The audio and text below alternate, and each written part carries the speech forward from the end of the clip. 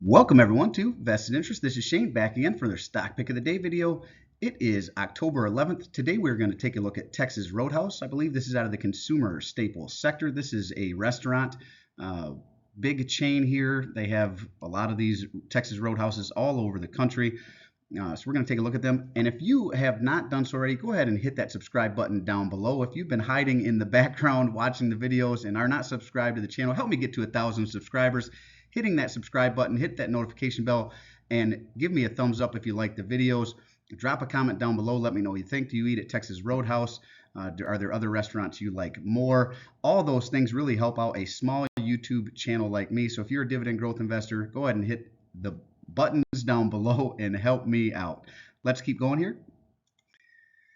So Texas Roadhouse, they are a restaurant, right? You can see some of their items off their menu, how it all started. Kent Taylor opened the first Texas Roadhouse in Clarksville, Indiana in 1993. So even though the sign says Texas Roadhouse, they didn't start in Texas at all, far from it, right? Clarksville, Indiana, 1993. So they've been around for a couple decades, few decades now. And if you want to know more about this company, check them out at www.texasroadhouse.com. That's www.texasroadhouse.com, texasroadhouse.com. That is their homepage where I pull this information from. And again, they are a restaurant. You may be familiar with them. You may have eaten at their restaurants. Let's keep going here. The reason we are taking a look at them, down 1.91% on the day. Texas Roadhouse Inc. is who we're talking about, ticker TXRH. I believe these are out of the consumer staple sector. And this was a commenter on one of the videos. I believe he's a subscriber, mentioned in his comment that he was looking at adding. So I figured I would add it to the list and run through this one in the video, and that's what we're doing today. 52-week range as low as $90.38, as high as $118.16. So they are closer to their 52-week low than they are their 52-week high. Average volume 887,000. Today was 638,000. You can clearly see that sell-off throughout the day. Little bit of an uptick there right at the end of the day. Market cap of 6.316 billion. A beta of 0.95. So they are a little less volatile than the overall market. Price to earnings ratio $21.70. This seems a bit high, especially for a restaurant. Now, unless they're building a lot of new restaurants or they expect a lot of sales to come back, still maybe down from the COVID-19 stuff and that sort of thing. But that's a pretty high PE ratio for a restaurant, and especially one that I believe only Texas Roadhouse is in their portfolio. So it's just a single restaurant chain. Some of the other ones, they'll have 3 or 4 restaurants in their chain. And that way, if one is doing bad, another one might be doing well, right? And they also have different options. Might be a seafood option, steak and potatoes place like this one here. That's what Texas Roadhouse really is, a steak and potato type of place. Seafood, Mexican restaurants, Italian. So personally, I kind of like a company that's holding maybe 3 or 4 or 6 or 8 different restaurants in different genres, different food options. So again, if one is not doing well, another one might be doing well. But Texas Roadhouse, we're going to keep going here. EPS, earnings per share, is sitting at $4.36. That's nice. That's very nice earnings per share there, especially for a restaurant. Earnings date, October 26th. So they've got one coming up. Keep your eyes out for that if you are an investor in this company or want to know more about it. For dividend, $2.11. Now, they are a quarterly payer now. We're going to see their dividend payout here in a little bit, and we'll talk through that here in the video to come. But right now, they are a quarterly payer, $2.11 annually, so divide by 4, that'll give you, but we will see that here in a minute. Dividend yield of 2.2%. Nice starting dividend yield on this one. Ex-dividend date, September 5th. So we are past that, and they did pay out. So if you were to buy them now, you would be in line for their next dividend. They paid out that dividend on September 26th. And a one-year target estimate, at least according to Yahoo Finance. I'm not affiliated with Yahoo Finance, just one of the sources I like to go to for information. They see it hitting $119.57 over the next year, so they definitely see some upside appreciation in the stock price. Now, I like to go into statistics, look at dividend yield theory. We're going to see if dividend yield theory tells us this one is undervalued or overvalued. And to do that, we go ahead and look at their down at dividends split, their 5-year average. And here's where I can't really look at it here, so this one is not going to be applicable. Their 5-year dividend growth, we're going to see that here when we look at the dividend yield. They have not been growing their dividend for 5 years. Now, they have been paying a dividend all the way back to 2013, but there was a bit of a hold or a pause in their dividends, and we'll see that here in a little bit. But their current dividend, we'll look at their trailing, just use that 2.09. Since their forward annual 2.20 is a little higher than their 2.09, I'd say dividend yield theory, at least according to their trailing dividend most recently, says they might be slightly undervalued. But again, I like a 5-year average, and this one just doesn't have that. Now, their payout ratio is low, 46.65%. I like 75% or less, so that definitely meets the criteria there. Now we're going to look at financials. A lot of good information under this tab. You can find their income statement, their balance sheet. You can see if their revenue is growing. You can see their assets over liabilities. You can see if they're paying down debt. All that good information in there. And if you really are interested in being a better investor, you really want to get in and understand and learn how to read the financials of a company and go back as far as you can over multiple years so you can see how they're doing over time. And we just went through the pandemic, so you can kind of see if you go through this company's financials, how, using the pandemic as a reference, how they might do if we were in recessionary times. I know that was an artificial recession because we locked things down, but in recessionary times, a lot of times people will forego going out to eat to restaurants like this. So it gives you an idea of how they would perform if the market was to turn and get bad.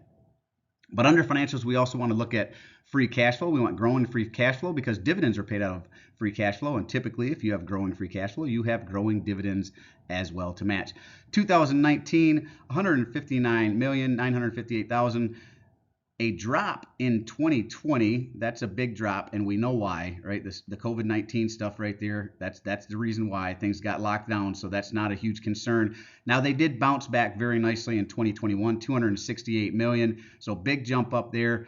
2022, I'll say flat, even though they were down slightly, $265 million, and to date, currently $209 million. But overall, from 2019 to date, they do have a growing free cash flow, which is nice to see.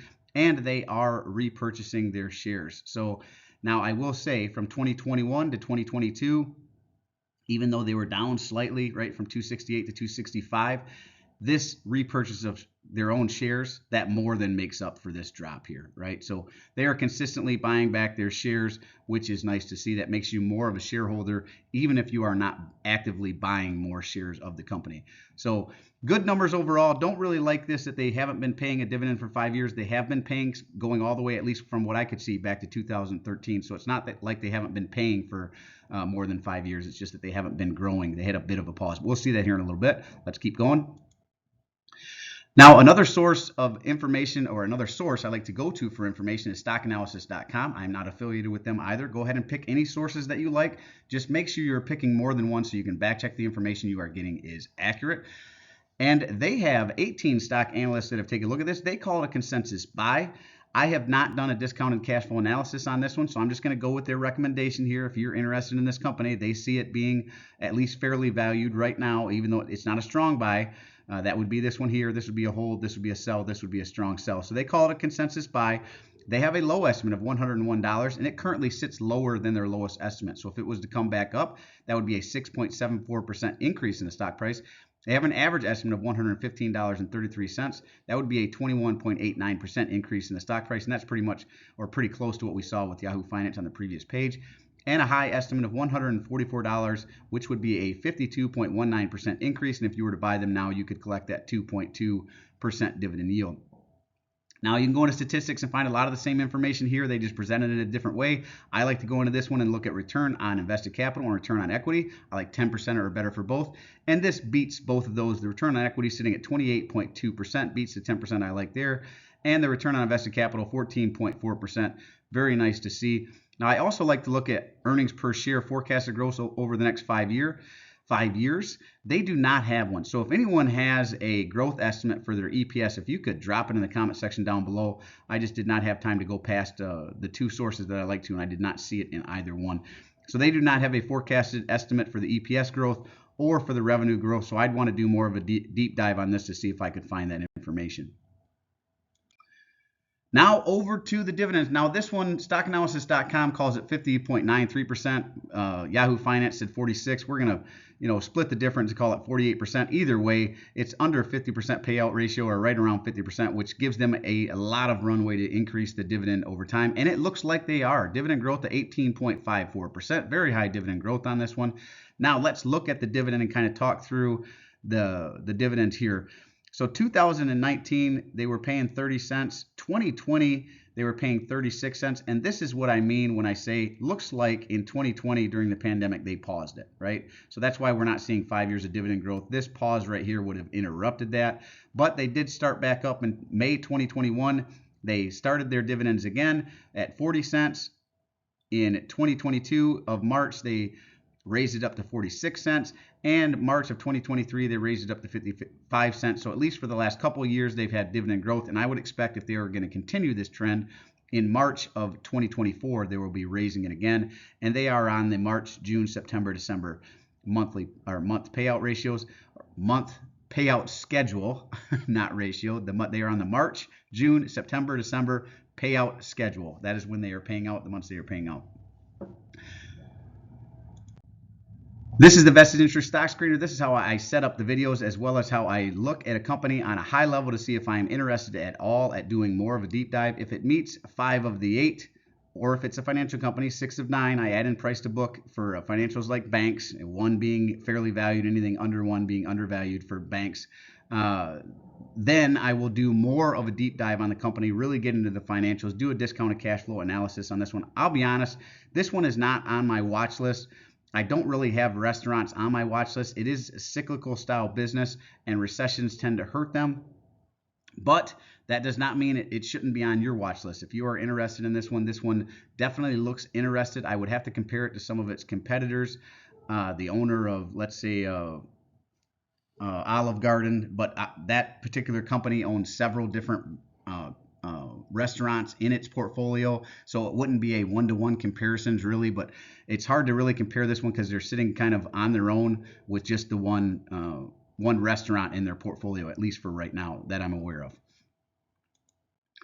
Well, that is it for this one. That's Texas Roadhouse. Let me know what you think in the comments section down below. Is it in your portfolio? Do you eat there? Is it a restaurant that you visit and that you frequent? I'm always appreciate you stopping by. If you haven't done so already, don't forget to show me some love.